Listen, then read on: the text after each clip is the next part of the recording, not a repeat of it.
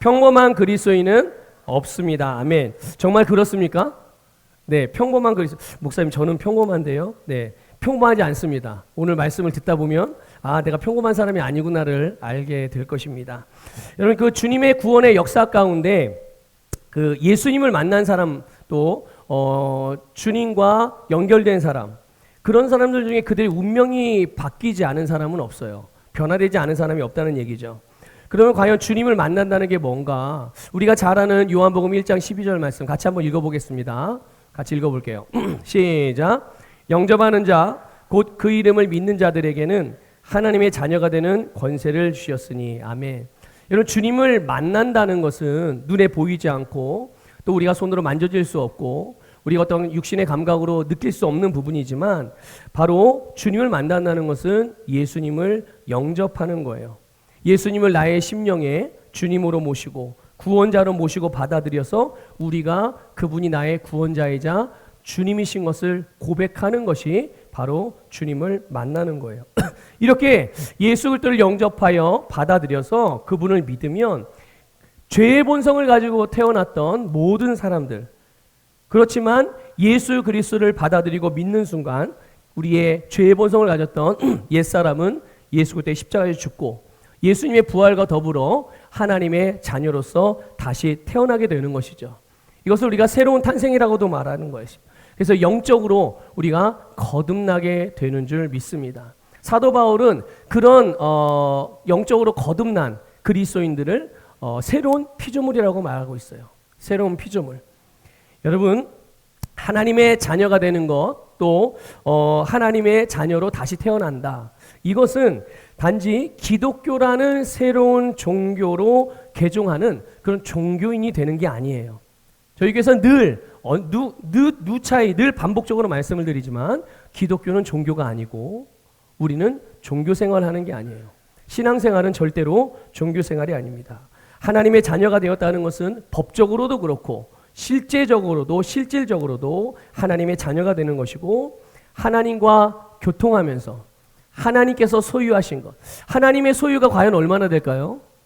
우리가 말로 표현할 수 있다면 표현이 안 되죠. 하나님의 소유가 그게 얼마나 어떻게 되는지 우리의 한계, 우리의 계산의 범위를 넘어서는 거기 때문에 하나님의 소유가 뭐라고 우리가 딱히 한마디로 인간의 언어로 또 인간의 표현으로 정의할 수 없지만, 그러나 그보다 더 놀라운 것이 있는데 그렇게 우리가 표현할 수도 없고 설명할 수도 없음에도 불구하고 그 하나님의 소유를 우리에게 기업으로 주셨다는 사실이에요. 여러분은 예수 그리스도를 믿고 거듭난 저와 여러분, 또 이 세상의 모든 그리스도인들에게는 하나님의 소유가 유업으로, 기업으로 주어졌다는 것을 믿으시기를 주님의 이름으로 축복합니다. 이게 하나님의 자녀들에게 주어진 놀라운 은혜인 것이에요. 또 영원한 사망의 운명에서 영원한 생명의 풍성한 축복과 승리의 삶을 살아가는 운명으로 변화된 것이 바로 그리스도인이 되었다, 하나님의 자녀가 되었다, 거듭났다라는 의미인 것이죠. 어둠에서 빛이 되고 사탄의 나라에 속했던 사람이 바로 하나님의 나라의 소속으로 변화가 되어지고 우리가 영생으로 말미암아 천국에 우리의 육신의 생명이 다하고 죽어서 천국에 들어가는 것뿐만 아니라 이 땅에 사는 동안, 어디에 사는 동안요? 네, 우리가 이 땅에 사는 동안 여러분, 신앙생활, 영적인 삶, 믿음의 삶을 죽어서 하나님 나라에 들어가는 것만으로 생각한다면 그거 굉장히 큰 오해인 것입니다. 우리는 하나님의 나라에 들어가는 것뿐만 아니라 이 땅에서 하나님의 나라의 것들을 가지고 이 땅에 풀어내고 이 땅에 하나님의 나라를 건설하고 하나님의 나라를 확장시키는 삶을 살아가는 자들임을 믿으시기를 축복합니다. 그래서 영생 안에 있는 그 풍성한 복을 이 땅에서 우리가 누리고, 그리고 그렇게 살아가도록 이미 정해진 승리의 삶을 살아가는 것이 곧 그리스도의 삶이요, 기독교인의 삶이요, 하나님의 자녀들의 삶인 것이죠. 그러니까 보세요. 이런 삶을 살아가는 사람들, 다시 말씀드리면 이 땅에 살지만 하나님의 나라의 것을 가지고 이 땅에 살고, 죄악이 가득한 세상에 살지만 그 죄가 많은 세상과 죄인들 속에서 더불어서 우리가 살아가게 될 때 그 안에서 의를 행하고 열매를 맺고 살아가는 삶, 미움과 증오와 폭력과 살인, 이런 여러 가지 분노, 이런 것이 가득한 세상에서 정말 제한 없는 사랑, 조건 없는 사랑으로 사랑하며 다른 사람들을 섬기고 내 옆에 있는 사람들이, 내가 아닌 다른 사람들이 성공하는 삶을 살아갈 수 있도록 섬기고 도우며 살아가는 삶.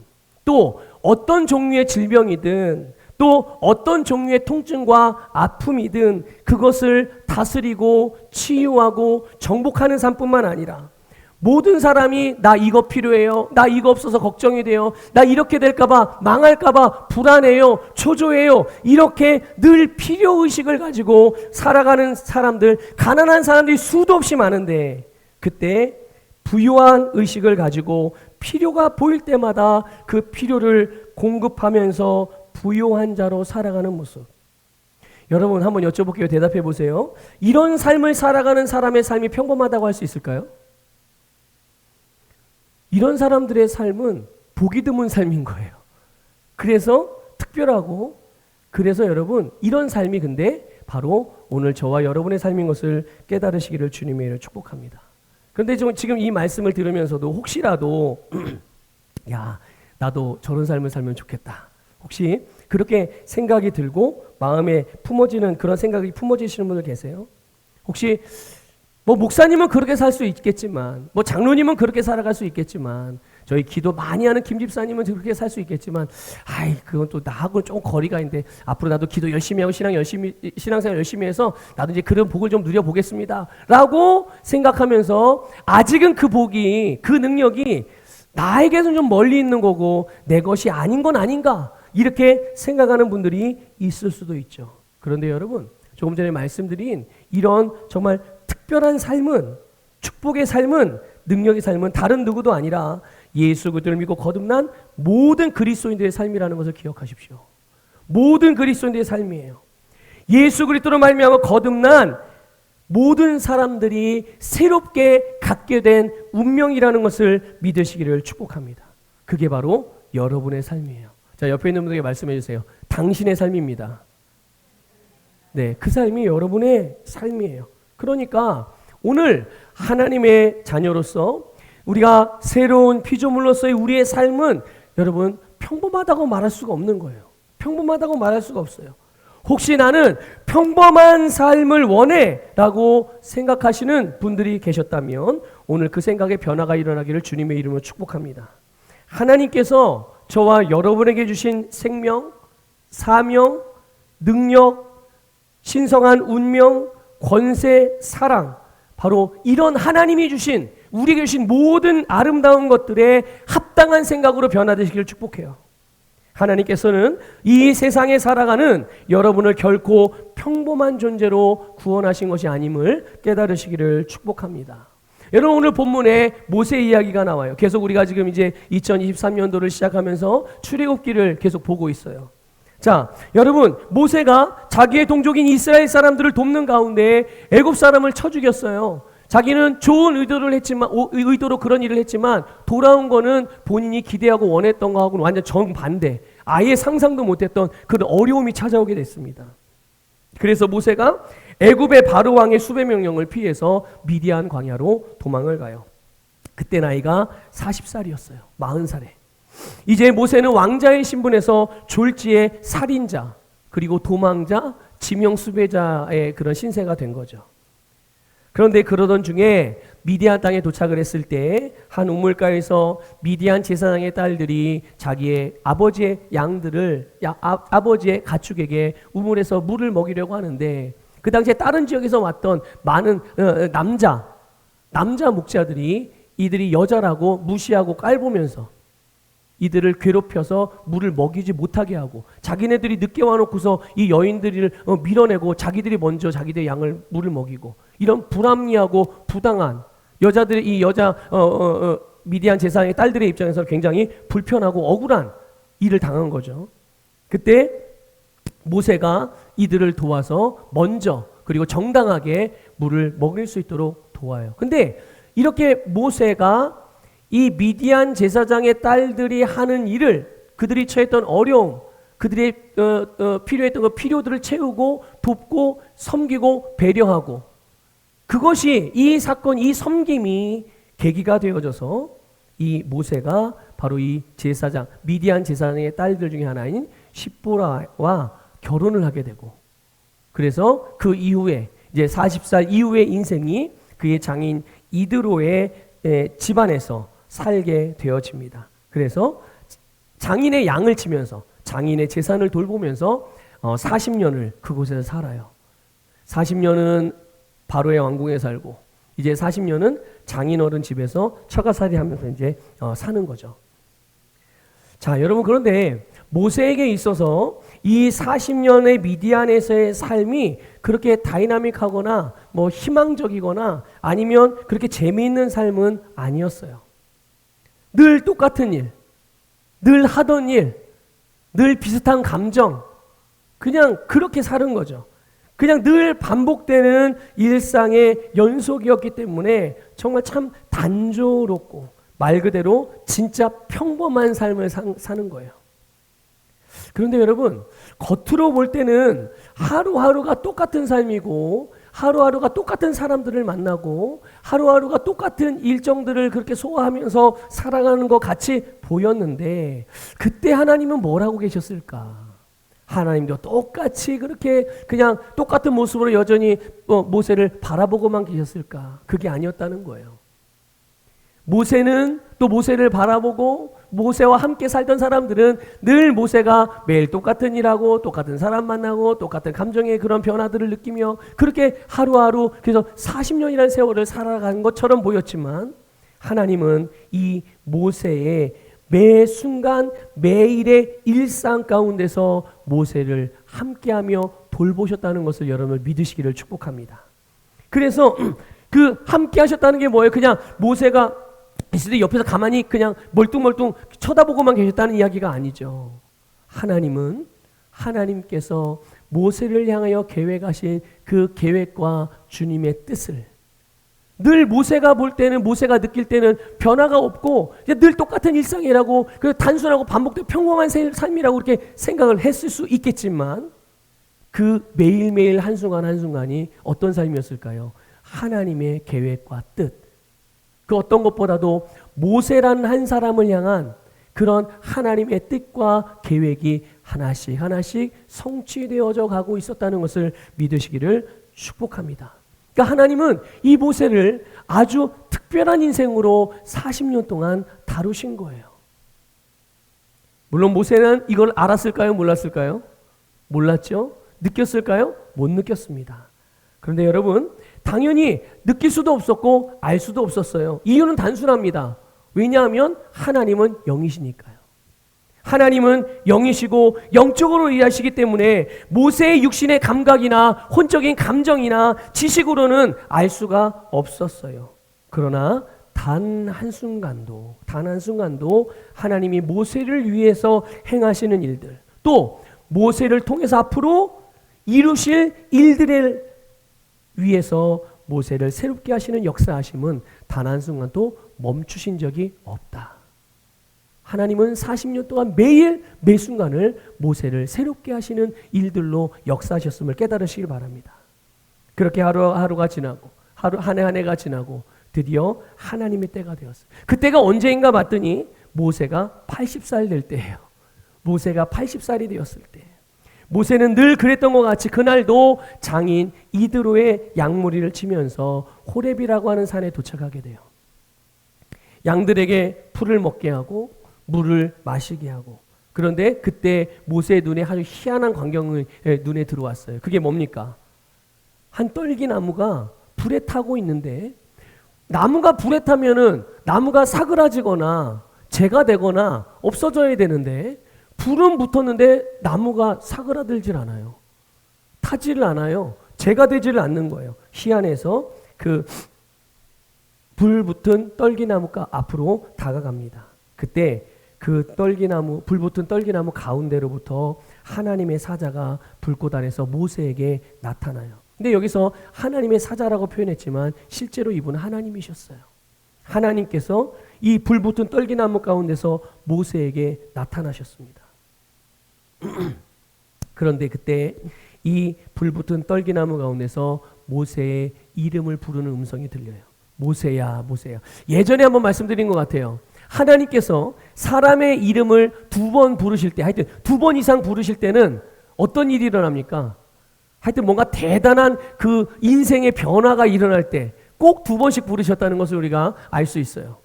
모세를 향하여 모세야, 모세야 이렇게 부르시고 계속 하나님이 말씀을 이어서 하십니다. 그게 이제 5절 말씀이에요. 한번 읽어보겠습니다. 시작. 하나님이 이르시되 가까이 오지 말라. 내가 선 곳은 거룩한 땅이니 내 발에서 신을 벗으라. 아멘. 그래서 우리가 좀 2가지를 좀 보려고 해요. 하나는 내가 선 곳은 거룩한 땅이니, 그리고 또 하나는 내 발에서 신을 벗으라. 자, 먼저 여러분, 하나님이 모세에게 지금 모세가 서 있는 장소가 거룩한 땅이다 이렇게 말씀을 하고 있어요. 여러분, 사실 이 지역은 모세가 40년 동안 수없이 지나다녔고 밟고 다녔던 땅이에요. 늘 다 지나다니고 늘 일상 가운데 함께했던, 늘 봐왔던 가시나무들, 늘 봐왔던 환경들이었어요. 그런데 어느 날 갑자기 그 땅이 거룩한 땅이라네요. 거룩한 땅으로 바뀌었다는 거예요. 근데 원래 이 땅은 거룩한 땅이 아니었거든요. 그냥 누구나 다 지나갈 수 있는 땅이었고, 모세도 평생 살아가면서 40년 동안 늘 왔다 갔다 했던 땅이었고, 그런데 지금만큼은 모세가 서 있는 땅, 모세가 지금 거닐고 있는 땅, 모세가 생활해왔던 일상의 공간이 거룩한 땅이 되었다는 거예요. 그 이유가 뭡니까? 어떻게 해서, 아니 어제까지만 해도, 조금 전까지만 해도 똑같은 평범한 땅이었는데 왜 갑자기 이 땅이 갑자기 거룩한 땅이 되었냐는 거예요. 그것은 다른 이유가 아니라 한 가지 이유 때문이었어요. 바로 하나님이 임재하셨기 때문이에요. 그곳에 하나님이 임재하셨기 때문에 그 땅이 거룩한 땅으로 구별되었다는 것을 깨달으시기를 축복합니다. 늘 평범하고 일상의 공간이었던 곳, 그런 장소, 그런 지역, 그런 삶의 자리였으나, 전혀 거룩하지 않고 늘 똑같고 평범한 삶의 자리였으나 하나님의 임재로 인하여 그곳이 거룩해진 것이죠. 하나님께서 그곳을 거룩하게 하신 거예요. 여러분, 거룩하다는 말은 여러분 이미 다 의미를 알고 계실 거예요. 구별되었다는 뜻이에요. 뭘 위해서 구별되었느냐? 바로 하나님의 특별한 목적과 특별한 섭리를 위해서 구별되었다는 뜻이에요. 그러니까 하나님이 말씀하시길 네가 선 곳은 거룩한 땅이다 라고 말씀하셨다는 것은 네가 지금 밟고 있는 땅, 네가 살고 있는 그 지역, 네가 살아가는 가정, 네가 행하고 있는 그런 일들, 그런 것들이 거룩하게 무엇을 위해서? 하나님의 특별한 목적과 섭리와 뜻을 위해서 구별되었다는 뜻입니다. 그러니 당연히 이 모세에게 있어서는 인생에 있어 절대로 잊을 수 없는 그런 모세의 운명을 뒤바뀌게 만드는 하나님과의 만남의 장소가 된 거예요. 그래서 나중에요, 이 하나님께서요, 특별히 구별하신 이곳이 하나님을 예배하는 신의 산이 되고, 이 신의 산을 통해서 하나님은 당신의 사랑하시는 백성들을 통해 예배를 받으시고, 그곳에서 하나님이 말씀을 하시고, 그곳에서 하나님이 역사하시고, 그곳에서 하나님이 복을 주셔요. 그리고 그곳에서 이스라엘 백성들은 하나님의 백성이 되고, 하나님은 이스라엘 백성들의 하나님이 되시는 역사도 일어나고요. 그곳에서 하나님의 뜻과 계획이 선포되어집니다. 그리고 그곳에서 하나님의 뜻이 이루어집니다. 그곳에서 죄사함과 용서가 이루어지고, 그곳에서 하나님의 영광이 나타나요. 놀랍죠? 평소에는 아무것도 아닌 것 같은, 그냥 늘 똑같은 그런 장소, 그런 곳, 그런 위치, 그런 일들이라고 여겼으나 하나님이 임재하시는 순간, 하나님이 거룩하게 구별하시는 순간, 그곳은 정말 놀라운 특별한 장소가 되고 특별한 자리가 된다는 것을 알 수가 있습니다. 여러분, 하나님께서 당신의 임재하심을 통해서 우리의 삶의 자리를 특별한 곳으로 구별하신다는 것을 믿으시기를 주님의 이름으로 축복합니다. 여러분, 하나님이 우리를 부르시는 곳, 그곳이 어디입니까? 하나님이 우리를 살라고 하신 곳, 하나님이 우리에게 주신 우리의 삶의 자리가 어디예요? 당연히 첫 번째 교회라고 말씀할 수 있을 거예요. 근데 교회만 그렇습니까? 아니에요. 우리의 가정도, 우리의 기업도, 내가 밟는 모든 땅들, 거기가 바로 하나님이 나를 부르신 곳이고, 거기가 바로 하나님이 나보고 살라고 하신 장소이고, 거기가 바로 하나님께 나보고 뭔가 시키시는 일을 하라고 하는 그런 자리들인 거죠. 그게 우리의 세상인 거예요. 하나님이 임재하시는 곳, 그곳은 바로 하나님의 목적과 섭리를 위하여서 하나님께 친히 구별하신 장소라는 것을 깨달으시길 바랍니다.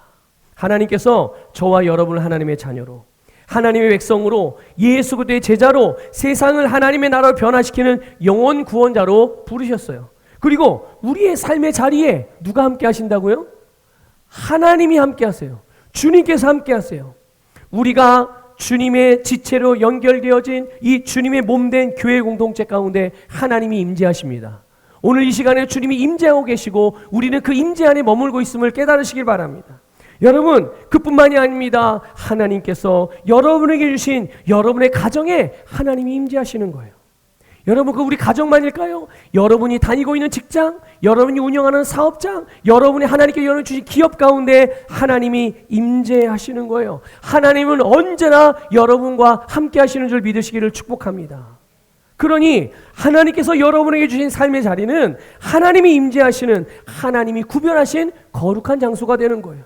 그러므로 그곳은 당연히 하나님의 목적과 하나님의 뜻, 하나님의 섭리가 성취되어지는 영광의 현장인 것이죠. 한번 고백해 봅시다. 내가 살아가는 삶의 자리는, 다시요, 내가 살아가는 삶의 자리는 하나님이 임재하시는 자리입니다. 거룩하게 구별된 자리입니다. 하나님이 나타나시는 자리입니다. 믿습니까, 여러분? 내가 섬기는 공동체, 교회니까 당연히 그럴 수 있죠. 하나님의 집이라고 말하니까 당연히 교회는 그럴 수 있죠. 그런데 내 가정이요? 나의 기업이요? 내가 다니는 직장이요? 내가 밟는 땅, 내가 살고 있는 지역이요? 내가 있는 장소가 하나님의 역사가 이루어지는 거룩한 자리라고요? 여러분, 의문문 부호를 가지고 머릿속에 떠오를 수도 있을 거예요. 그러나 그것이 하나님의 말씀이 우리에게 가르쳐주는 주의 뜻임을 깨달으시기를 축복합니다. 우리는 우리의 일상이 매일 반복되는 것 같고, 특별한 일들이 일어나지 않는 것 같고, 다람쥐 쳇바퀴 돌듯이 매일매일 똑같다고 생각할지 모르겠지만, 하나님은 그런 여러분의 일상을 구별하셔서 하나님의 역사가 이루어지는 영광스러운 자리, 영광스러운 장소로 구별하였다는 것을 믿으시길 바라요. 여러분이 살아가는 삶의 현장, 그곳은 특별한 곳입니다. 매일 똑같은 집에서 눈을 뜨고 매일 똑같은 집에서 잠을 잔다고 할지라도 그 가정은 하나님이 구별하신 특별한 장소가 되는 거예요. 왜 그렇습니까? 이유는 딱 하나예요. 그곳에 하나님이 함께 하시기 때문입니다. 그곳에 하나님이 임재하시기, 그러므로 여러분의 삶의 자리에 임재하시는 하나님을 인식하며 믿음으로 모든 삶을 살아가시기를 주님의 이름으로 축복합니다. 여러분, 그 하나님께서 특별히 구별한 그 장소에서 또 말씀하십니다. 뭐라고 말씀하십니까? 네 발에서 신을 벗으라. 네 발에 신을 벗으라. 모세는 양을 치면서, 양치는 목자로서 목자의 신발을 신고 다녔어요. 몇 년 동안요? 장장 40년 동안이요. 40년 동안. 그 신발에는요, 모세의 40년의 인생이 들어있어요. 모세의 눈물도 들어있고, 모세의 마음도 들어있고, 모세의 기쁨도 들어있고, 모세의 성실함, 모세의 열심, 모세가 했던 노력들, 모세가 그동안 살았던 40년의 일상들, 그가 사는 세상으로부터 묻게 된 여러 가지 이물질도 담겨있고, 더러움도 담겨있고, 그 신발 안에, 그러니까 신발이 주는 이 영적인 상징의 의미가 굉장히 큰 거예요.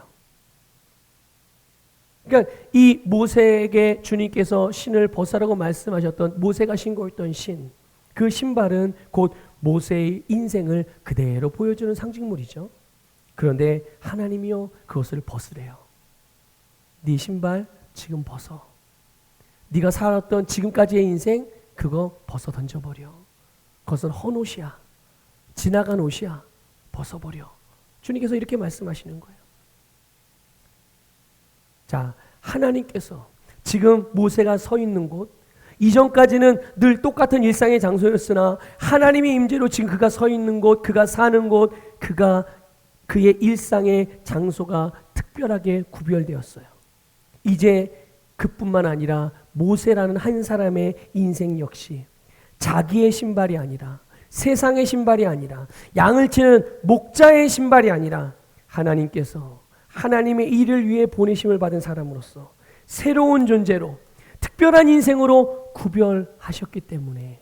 한번 볼까요? 10절이에요. 10절 읽어볼게요. 같이 읽습니다. 시작. 이제 내가 너를 바로에게 보내요 너에게 내 백성 이스라엘 자손을 애굽에서 인도하여 내게 하리라. 아멘. 여러분 40년 동안 그냥 목자로 살아왔어요. 목자로. 정말 너무나 평범하고, 아니면 어쩌면 평범 이하의 삶을 살았을 수도 있다라고 이렇게 말씀드릴 수도 있죠. 그런데 갑자기 뜬금없이 하나님이 모세 보고 애굽으로 가래요. 근데 모세가 지금 애굽에서 왜 도망친 거예요? 뭐 때문에? 사람을 죽였고 바로 왕이 모세를 죽이기 위해서 수배 명령을 내려서 그게 무서워서 도망쳐 왔는데 다시 거기를 가라네요. 그리고 거기에서 무슨 일을 할 거라는 거예요?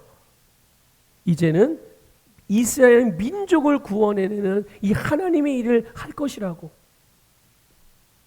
그렇습니다, 여러분. 하나님께서는요, 오늘 우리를 하나님의 자녀로 부르셔서 우리의 인생을 새롭게 하셨어요. 이전에 살던 방식이 아니에요. 육신적이고 세상적이고 감각적이고 이기적이고 개인적이고 자기중심적인 삶이 아니라 하나님을 위하고 다른 사람을 위하고 세상을 위한, 세상을 구원하는 인생으로 하나님께서 주시는 복음의 신발을 신으시기를 주님의 이름으로 축복합니다. 그래서 그 신발을 신고 이제는 새로운 비전, 이제는 새로운 운명, 이제는 새로운 삶의 방식, 그것이 무엇입니까? 예수 그리스도와 같은 삶을 살아가는 인생들이 되시기를 주님의 이름으로 축복합니다. 우리 사랑하는 성도 여러분, 여러분이 주님의 부르심을 받은 것이 분명하다면 한번 여쭤볼게요. 한번 여러분의 믿음으로 답을 해보세요. 여러분 예수 그리스도를 믿으십니까? 여러분 하나님의 자녀가 맞습니까? 자, 이것이 내 안에서 분명하다면 마치 모세에게처럼 하나님이 모세야 모세야 이렇게 이름을 부르시며 그를 하나님의 일꾼으로 하나님의 사람으로 부르신 것처럼 하나님은 성령을 통해 동일하게 우리에게 복음을 듣게 하시고 믿음으로 거듭나게 하셨어요. 그래서 우리가 하나님의 자녀가 되었어요. 이제 그렇다면 우리는 더 이상 이전과 같은 평범한 인생이 아니라 완전히 새로운 피조물로 변화된 줄 믿으시기를 바라요. 더 이상 세상에 속한 것들을 위해서 사는 인생이 아니라 하나님을 위하고 하나님의 뜻을 위해 살아가는 하나님의 영광을 우리의 세상에 나타내는 인생으로 하나님께서 여러분의 인생을 통하여 하나님 당신의 영광을 드러나는 인생이 되었음을 믿으시기를 축복합니다. 앞으로 그렇게 되는 게 아니에요. 우리가 거듭난 순간 이미 우리는 그런 인생이 되었다는 것을 여러분들 믿으시기를 축복합니다. 여러분 오늘 본문 읽진 않았지만 오늘 본문 조금 밑에 보면 12절 말씀 잠깐 같이 읽어볼게요. 시작. 하나님이 이르시되 내가 반드시 너와 함께 있으리라. 네가 그 백성을 애굽에서 인도하여 낸 후에 너희가 이 산에서 하나님을 섬기리니 이것이 내가 너를 보낸 증거니라. 아멘. 하나님께서 모세에게 말씀하시기를 내가 반드시 너와 함께 있으리라고 하셨어요. 여러분 먼저 말씀드렸던 것처럼 매일 지나다니던 일상의 장소였지만 하나님이 임재하시자 그곳이 거룩한 곳이 되었고 그리고 그곳이 특별한 장소가 되었던 것처럼 하나님께서 모세와 함께 하심으로 모세의 존재 자체가 특별한 인생이 된 거예요. 여러분이 예수 그리스도를 믿음으로 하나님의 영이신 성령님이 여러분 안에 거하시는 그 순간 여러분은 그냥 존재 자체가 그냥 살아있는 그 자체로 여러분은 아주 특별한 존재라는 것을 믿으시기를 축복합니다. 여러분 예수님을 통해서 하나님이 우리의 죄를 제거해 주시고요 우리를 의롭게 하셨어요. 그래서 하나님의 생명인 영생을 우리에게 주셨습니다. 그런데요 그 영생을 주신 것뿐만 아니라 우리 안에 하나님의 영이신 성령님이 우리 안에 거하게 하셨어요. 이 말이 뭐예요? 성령님이 내 안에 들어왔다 나갔다 들락날락 한다는 게 아니에요. 내가 잘못하면 성령님이 떠나고 내가 잘하면 성령님이 다시 들어오고 그게 아니에요. 성령님은 내가 잘하든 잘못하든 항상 어떻게 하신다고요? 내 안에 머물러 나와 함께 살고 계시는 거예요. 구약식으로 표현하자면 우리는 하나님이 임재하시는 언약궤와 같은 존재가 된 거예요. 여러분, 구약시대에 언약궤가 있는, 법궤가 있는 그곳에 어떤 일들이 일어났습니까? 법궤가 있는 곳에 하나님이 임재하셨어요. 그리고 법궤가 움직이면 하나님의 임재도 동시에 법궤가 이동하는 자리로 함께 이동하셨어요. 그러니까 여러분, 이처럼 우리가 하나님의 영이신 성령님이 우리 안에 임재하시고 거하신다면 우리는 하나님의 임재를 운반하는 하나님의 언약궤와 같은 존재가 되는 거예요. 그리고 하나님이 임재하시고 하나님이 움직이시며 하나님의 살아있는 성전, 그것이 오늘 저와 여러분들인 줄 믿으시기를 축복합니다. 그러니까 우리는 어디에서든 언제든지 하나님의 자녀로서 존재 자체로 하나님으로부터 하나님께서 구별해 주신 구별된 자들이에요. 그러니까 여러분은 어디에서든 하나님과 함께 하신다는 것을 깨달으시기를 축복합니다. 아까 거룩함이라는 것을 구별됨이라고 말씀드렸어요. 우리 보통 거룩함 이러면 이거를 윤리적이고 도덕적이고 어떤 규범적인 개념으로 생각을 해요. 그런 이미지로 생각을 해요. 그런데 여러분, 성경에서 말하는 거룩함은 그런 윤리 도덕적인 개념이 아니에요. 여러분, 이 거룩함은 하나님과의 관계 안에서 이해해야 되는 개념인 거예요. 이 세상에 얼마나 많은 자녀들이 있어요. 그렇죠? 이 세상에 정말 수도 없는 많은 자녀들이 있습니다. 거기에는 갓 태어난 아기들도 있고 유아들도 있고 아동들도 있고 청소년도 있고 청년들도 있어요. 수많은 자녀들이 있죠. 자녀 세대들이 있어요. 자, 이들이 다 자녀들이에요. 다 자녀들입니다. 그러나 나의 자녀는, 세상에 수많은 자녀들이 있지만 내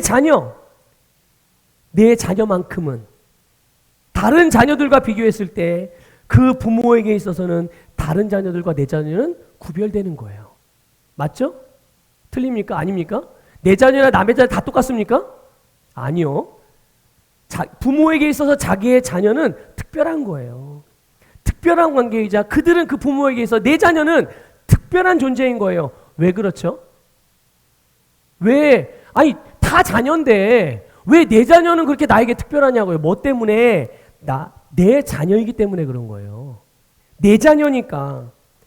내 자녀가 나에게 특별하게 되는 것은 그 자녀가 내 생명으로 내가 낳은 자식이기 때문에 그런 거예요. 믿습니까? 하나님께서 모든 사람을 지으셨어요. 그리고 모든 사람이 죄의 본성을 가지고 마귀의 자식으로 태어납니다. 그러나 그 모든 사람들은 마땅히 하나님의 형상으로 지음받은 자들이에요. 맞습니까? 틀립니까? 제가 이상한 교리를 설파합니까? 아니죠. 모든 사람이 죄의 본성을 가지고 마귀의 자식으로 태어나지만 모든 사람들은 하나님의 형상과 하나님의 모양으로 지음받은 자들인 거예요. 그렇기 때문에 하나님은 모든 사람들에게 똑같은 은혜와 모든 사람에게 똑같은 사랑을 베풀어 주세요. 자, 그런데 그 중에 복음을 듣고 믿음으로 하나님의 자녀로 거듭난 사람들이 있어요. 이들은 예수 그리스도 안에서 하나님의 자녀가 됩니다. 그래서 하나님과의 특별한 관계가 되는 것이죠. 자, 그렇다면 이렇게 하나님의 자녀들과 마귀의 자녀들이 하나님께 있어서, 하나님에게 입장에 있어서 똑같은 존재일까요? 하나님의 자녀와 마귀의 자식들이 똑같은 존재일까요? 아니요. 전혀 다른 존재예요. 모든 사람들이 하나님의 형상을 따라 지음을 받았지만 예수 그리스도를 믿음으로 하나님의 자녀로 태어나는 순간 그들은 하나님의 아들들, 하나님의 딸들이 된다는 것을 믿으시기를 축복합니다. 하나님에게 있어서 하나님의 자녀들은 다른 자녀들과 분명히 구별되는 특별함이 있는 거예요. 그 특별함이 뭡니까? 바로 하나님의 생명으로 하나님이 낳으신 자식들인 거예요. 하나님이 우리와 함께 하심으로 우리가 이 세상에서 특별한 존재가 되었음을 믿으시기를 축복합니다. 우리 마지막으로 성경 한 구절 읽고 말씀 마무리하도록 하겠습니다. 에베소서 2장 10절인데요. 우리 세번역 성경으로 좀 볼게요.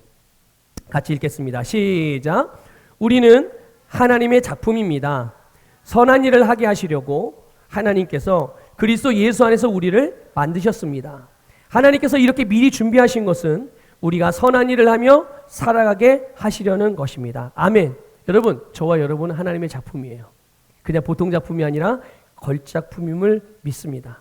자, 근데 하나님이 우리를 지으셔서 우리를 지으시고 나서 심히 좋게 여기신 그런 존재예요.